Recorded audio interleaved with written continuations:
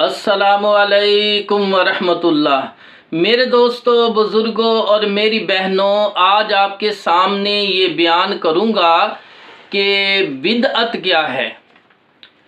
तो इस बारे में, बिदअत वो दीनी काम है, वो दीनी चीज़ है, वो दीनी तरीक़ा है जिसको अल्लाह ताला ने और रसूलुल्लाह सल्लल्लाहु अलैहि वसल्लम ने मुकर्रर नहीं किया।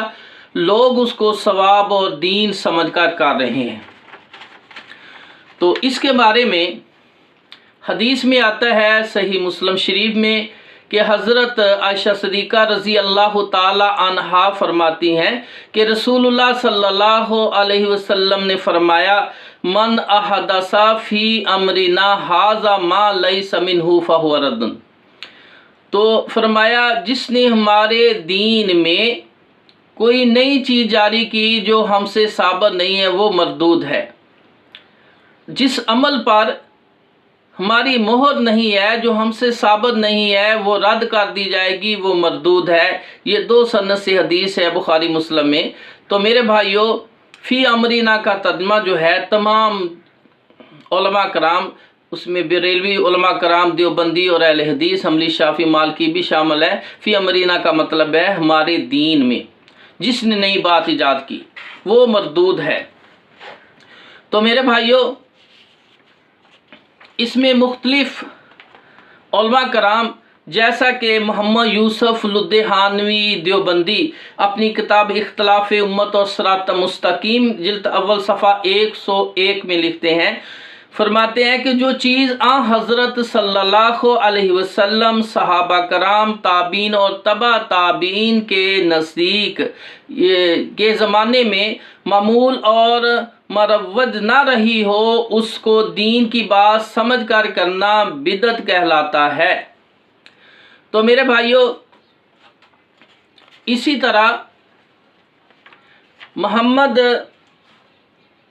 शफ़ी देवबंदी, जिसको मुफ्ती आज़म पाकिस्तान भी कहा जाता है, वो अपनी किताब बिदअत और सुन्नत सफ़ा 52 पे अल बहरुर राय के हवाले से नकल करते हैं। लिखते हैं कि अब्दुल्ला बिन मसूद रज़ी अल्लाह ताला ने सुना कि फ़लाँ मस्जिद में कुछ लोग जमा होते हैं और ज़िक्र ला इलाहा इल्लल्लाह और दुरूद पाक पढ़ते हैं, बुलंद आवाज़ से पढ़ते हैं। हज़रत अब्दुल्ला बिन मसूद रज़ी अल्लाह ताला अन्हो ये सुनकर खुद इस मस्जिद में खुद पहुँचे और उन लोगों से फरमाया, यानी हमने ये तरीक़ा हज़रत सल्लल्लाहु अलैहि वसल्लम के ज़माने में नहीं पाया।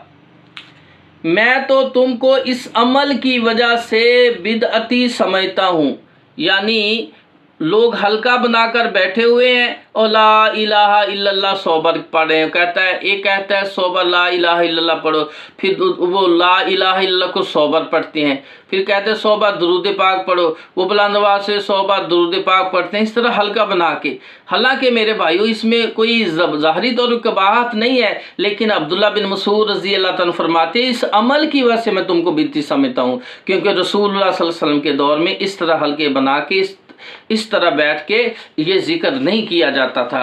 तो मेरे भाइयों, हज़रत हुज़ैफ़ा रज़ी अल्लाह ताला अन्हो बिदअत के मतलब फरमा रहे हैं, फरमाते हैं कि हर इबादत जो सहाबा ने नहीं की, तुम भी इसे ना करो, क्योंकि पहले सहाबा ने पिछलों के लिए, यानी बाद में आने वालों के लिए कोई गुंजाइश नहीं छोड़ी। इसको मोहम्मद तकी उस्मानी भी सुन्नत और बिदअत सफ़ा 52 नकल करते हैं और किताबुल एहतसाम लिल शातिबी जिल्द नंबर 2 सफ़ा 31 में भी है हज़रत हुज़ैफ़ा रज़ी अल्लाह ताला का ये फरमान कि हर इबादत जो सहाबा ने नहीं की, तुम भी इसे ना करो, क्योंकि पहले सहाबा ने पिछलों के लिए कोई गुंजाइश नहीं छोड़ी।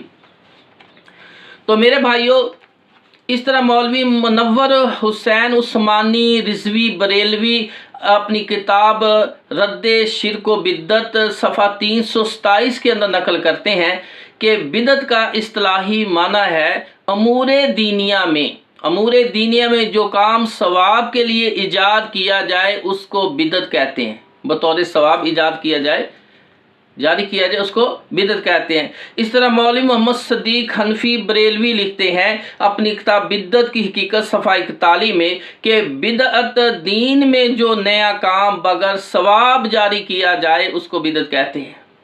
दीन में बतौर सवाब नया काम जारी किया जाए।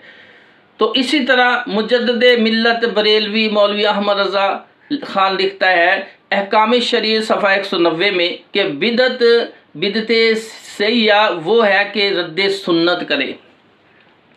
मौलवी गुलाम रसूल सईदी बरेलवी हनफी बरेलवी लिखते हैं अपनी किताब शरह सही मुस्लिम जिल्द 2 सफ़ा 562 के अंदर कि रसूलुल्लाह सल्लल्लाहु अलैहि वसल्लम ने जिन अमूर को मुंज़बत कर दिया है इनमें से किसी किस्म की ज़ियादती और साबका व लाहिका का इजाफ़ा करना नाजायज़ और बिदअत है।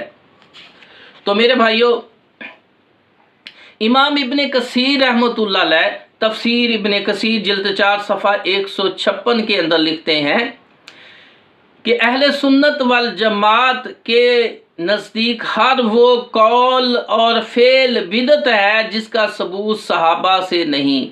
इमाम इब्ने कसीर रहमतुल्लाह 7वीं सदी के हैं। वो फरमाते अहले सुन्नत वल जमात के नज़दीक, यानी 7वीं सदी से पहले जितने भी अहले सुन्नत उलमा कराम इमाम मुहद्दिसीन गुज़रे हैं, वो फरमाते हैं कि अहले सुन्नत वल जमात के नज़दीक हर वो कौल और फेल बिदअत है जिसका सबूत सहाबा से नहीं मिलता।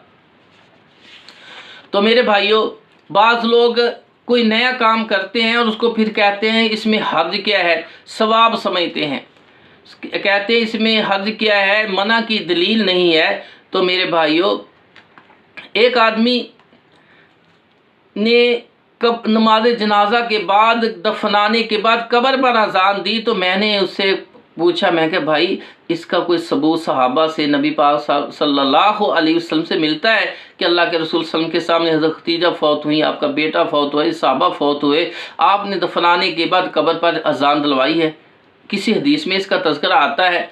तो कहने लगा हदीस में ज़िक्र तो नहीं आता, लेकिन मना की दलील भी नहीं है, किसी हदीस में मना की दलील नहीं मिलती, अमल अच्छा है और इसमें हर्ज क्या है? तो मैंने कहा भाई बात यह है, अमल अच्छा है, अजान देना अच्छा अमल है, तुम सवाब के तौर पे अजान दी जाती है, बतौर सवाब अजान दे रहे हो। तो मेरे भाइयों, अगर इसी तरह अच्छा हर कोई अच्छा अमल किया जा सकता है तो फिर नमाज जनाजा से पहले अजान देनी चाहिए, क्योंकि हर नमाज के लिए जो अजान दी जाती है पहले अजान होती है, बाद में यानी लोगों को इकट्ठा करने के लिए बाद में नमाज पढ़ाई जाती है। तो आप कब्र की नमाज जनाजा के बाद जो कब्र पे अजान दे रहे हैं, तो नमाज जनाजा से पहले क्यों नहीं देते? तुम्हारे उलमा क्यों नहीं इस बात की तरकीब देते कि नमाज जनाजा से पहले भी अजान देनी चाहिए और ईद की नमाज से पहले भी अजान देनी चाहिए? वहाँ आप अजान क्यों नहीं देते? तुम्हारे उलमा क्यों नहीं कहते? इस पर तुम खामोश क्यों हो? तो कहने लगे दरअसल किसी हदीस से, किसी साहबी से ये साबित नहीं है कि ईद की नमाज से पहले और नमाज जनाजा से पहले अजान का कोई सबूत नहीं है।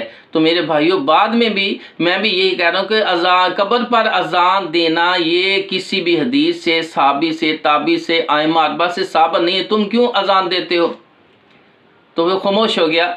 तो मेरे भाइयों, इस तरह बहुत सारे ये अमल करते हैं जो बतौर सवाब समझ के करते हैं, लेकिन उनका अहादीस से सबूत नहीं है। इमाम रब्बानी मुजद्दिद अल-अफ़सानी रहमतुल्लाह अलैह ये हनफी होने के बावजूद ये अपनी किताब के अंदर इमाम रब्बानी मकतूबात के अपनी मकतूबात के अंदर लिखते हैं मुजद्दिद अल-अफ़सानी रहमतुल्लाह कि जिस तरह बिदअत सय्या से परहेज़ किया जाता है, जैसे बिदअत सय्या की तरह बिदअत हसना से भी परहेज़ करना चाहिए, क्योंकि अल्लाह के रसूल सल्लल्लाहु अलैहि वसल्लम फरमाया कुल्लु बिदअतुन ज़लाला व कुल्लु ज़लालतुन नार, हर बिदअत गुमराही और गुमराही इंसान को जहन्नम में ले जाएगी। तो इस हदीस को एक बरेलवी उलमा में से हकीमुल उम्मत मुफ्ती अहमद यार नैमी ने इस हदीस को नकल किया। कहता है हदीस में है कि हर बिदअत, हर नया काम बिदअत, हर बिदअत गुमराही है। تو اس میں دین اور دنیا کی قید نہیں ہے، دین اور دنیا کی قید نہیں ہے، لہٰذا ہر چیز ہی بدعت ہوئی پھر اس طرح۔ تو میرے بھائیوں نہیں، اس طرح نہیں، اللہ کے رسول صلی اللہ علیہ وسلم نے اس کی قید بیان کی ہے صحیح مسلم میں۔ آپ مدینہ میں تھے، ایک باغ میں گئے، صحابہ نر کھجور کا بود مادہ پہ ڈال رہے تھے، تو اللہ کے رسول صلی اللہ علیہ وسلم فرمایا تم یہ کیا کر رہے ہو؟ کہا نر کا بور جو ہے مادہ پہ پھینک رہے ہیں، اس کو پیوندکاری سمجھ لیں یا کراسنگ سمجھ لیں، ایک عمل ہے یا رسول صلی اللہ علیہ وسلم، اس سے پھل موٹا زیادہ اور موٹا ہوتا ہے، زیادہ پھل لگتا ہے۔ آپ نے فرمایا اس کی کیا ضرورت ہے، اس کی کیا ضرورت ہے، اللہ نے چاہا تو ویسے لگا، اللہ پاک ایسے ہی پھل زیادہ کر دے گا۔ تو صحابہ نبی کی بات سن کر خاموش ہو گئے اور اس عمل کو چھوڑ دیا، 2-3 سال عمل نہیں کیا۔ تو جب 3 سال کے بعد تقریباً اللہ کے رسول صلی اللہ علیہ وسلم کے سامنے دوبارہ تذکرہ کیا، جب پھل کم اور کمزور ہوتا تھا، تو اللہ کے رسول صلی اللہ علیہ وسلم فرمایا جب سے ہم نے پیوند کاری کو چھوڑا ہے، اس طریقے کو چھوڑا ہے، تو یا رسول اللہ صلی اللہ علیہ وسلم پھل کم ہوتا ہے اور چھوٹا ہوتا ہے، پھلتا پھولتا نہیں ہے۔ تو اللہ کے رسول صلی اللہ علیہ وسلم نے اس کے جواب میں صحابہ سے فرمایا، صحیح مسلم میں یہ حدیث ہے اور واقعہ موجود ہے کہ آپ نے فرمایا دنیا کا معاملہ تم مجھ سے بہتر جانتے ہو، میں تو دین لے کے آیا ہوں، دنیا کا معاملہ تم مجھ سے بہتر جانتے ہو، یعنی دنیا میں کوئی چیز ایجاد کی جاتی ہے، جہاز ہے، موٹر سائیکل ہے، اسی طرح دیگر جتنی بھی چیزیں ہیں، اس کے متعلق تم زیادہ جانتے ہو۔ انجینئر، اللہ کے رسول انجینئر بن کے نہیں آئے، اس طرح بہت سارے معاملات جو ہیں وہ دنیا کے معاملات ہیں۔ یہ آپ نے فرمایا دنیا کا معاملہ جو ہے تم مجھ سے بہتر جانتے ہو، میں دین لے کے آؤں، دین کی بات جب بیان کروں تو اس پر عمل کرنا ضروری ہے، واجب ہے۔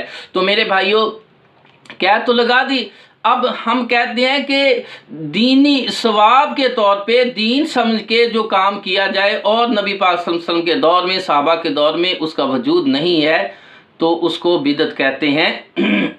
اگر اس پہ ایسی چیز پہ عمل کیا جائے تو اس کے بارے میں کتنی وعیدیں ہیں، میں اشارتاً حدیثیں بیان کرتا ہوں۔ ایک حدیث میں اللہ کے رسول صلی اللہ علیہ وسلم فرمایا جس نے دین میں بدعت نکالی، کوئی بدعت نکالی یا بدعت کو بنا دی، اس پر اللہ کی لعنت ہے، فرشتوں کی لعنت، تمام لوگوں کی لعنت ہے۔ یہ بخاری مسلم میں بھی حدیث موجود ہے کہ جو بدعت نکالتا ہے اس پر اللہ کی لعنت، فرشتوں کی لعنت، تمام لوگوں کی لعنت ہے۔ اس طرح فرمایا جو بدعتی آدمی ہوتا ہے اس کی نہ فرضی نماز قبول ہوتی ہے نہ نفلی نماز اللہ پاک قبول فرماتے ہیں، اور ایک حدیث میں اس کی توبہ بھی قبول نہیں ہوتی جب تک وہ بدعت کو چھوڑ نہیں دیتا۔ اور صحیح مسلم ہے کہ قیامت والے دن حوض کوثر پہ جب وہ لوگ آئیں گے بدعتی لوگ، تو اللہ کے رسول صلی اللہ علیہ وسلم کے سامنے فرشتے ان کو پیچھے ہٹائیں گے، تو اللہ کے رسول صلی اللہ علیہ وسلم فرمائیں گے یہ تو میرے امتی ہیں، ان کو آگے آنے دو۔ آپ سے فرشتے کہیں گے اے اللہ کے رسول صلی اللہ علیہ وسلم، آپ جب دنیا سے اٹھا لیے گئے، جنت میں اللہ پاک آپ کو لے آئے، تو آپ نہیں جانتے آپ کے بعد دین میں نئے نئے طریقے انہوں نے جاری کیے، نئی نئی بدعتیں نکالی۔ یہ سن کر اللہ کے رسول فرمائیں گے ان کو مجھ سے دور کر دو، ان کو مجھ سے دور کر دو، مجھ سے دور ہٹا دو، سحقن سحقن، اس طرح کے الفاظ آئیں گے۔ تو میرے بھائیو حوض کوثر کا پانی بھی بدعتی کو نصیب نہیں ہوگا۔